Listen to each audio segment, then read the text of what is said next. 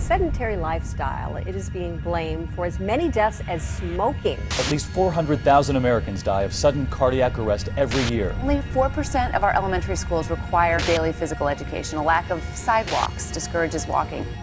Prolonged sitting linked to breast cancer and colon cancer. We could be raising the first generation to end up with shorter life expectancies than their parents.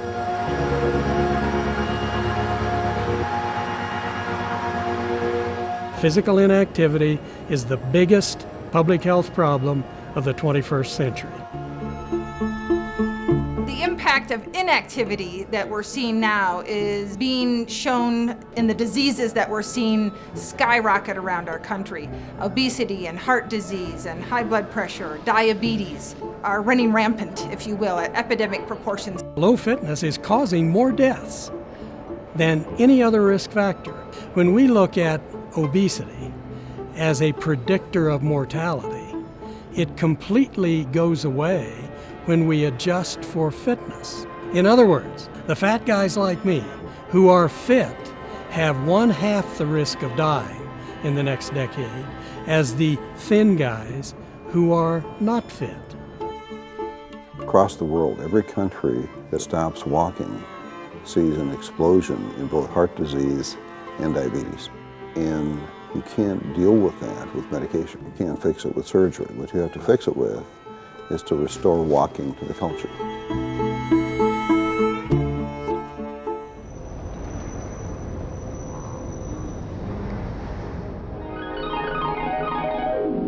See the USA in your Chevrolet. America is asking you to call. There was a movement in the 50s and 60s to have people have their own piece of property, the suburbanization of America. People felt like they could just keep going further and further away from downtown, and they could always get in their car and drive there. Since World War II, we really started designing our communities. Whether big cities or small town America, we really shifted entirely toward the automobile. The car would bring freedom, and we built roadways for that. We did our zoning for that. We segregated uses. So there was housing subdivision, housing subdivision, housing subdivision, mall, housing subdivision, housing subdivision, housing subdivision, office park.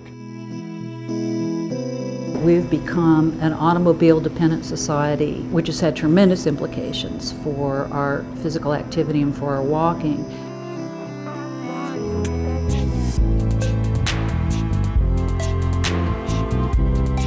Walking is such a fundamental behavior. When you watch little kids, they don't want to crawl, they want to walk. It's just built into us. It's really hardwired. Walking is something that most of us take for granted. We don't think that it's 100 million neurons that are coordinating to be able to, first of all, get up from a seated position.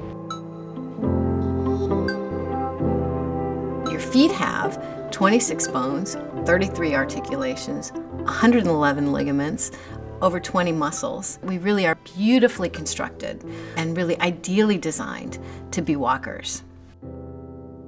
We're not living the lives our bodies were designed for.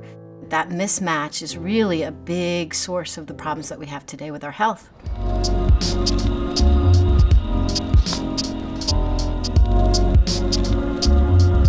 Diabetes gets better controlled. Medicines, instead of adding them, you're taking them away. Insulin requirements go down.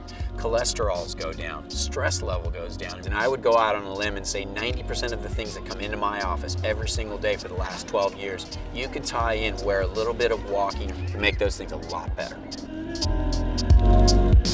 Walking benefits the cardiovascular system, for one. It helps keep your heart strong, helps keep your rhythm of the heart strong. Walking is perfect. Most don't realise that physical activity has been proven to reduce cancers.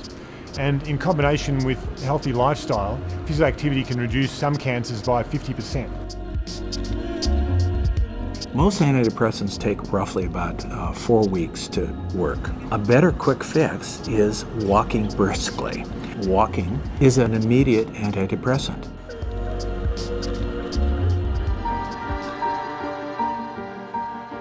If there were a pill that people could take that would nearly cut in half the risk of heart disease, stroke, diabetes, reduce the risk of cognitive decline, depression, reduce stress, improve emotional well-being, everyone would be clamoring to take it. It would be flying off the shelves. But that pill, that magic potion, really is available to everyone in the form of 30 minutes a day of brisk walking.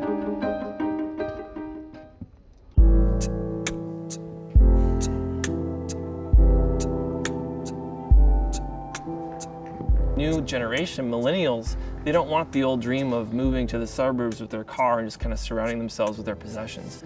They want to be where the action is. They want to be on a livable street. They want to meet their neighbors. They want to ride. They want to walk.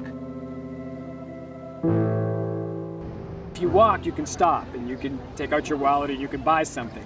If you're in a vehicle, it's a lot harder to do that. You got to find a parking place, then you got to get it out and you got to walk. So it's much more destination driven from a specific standpoint.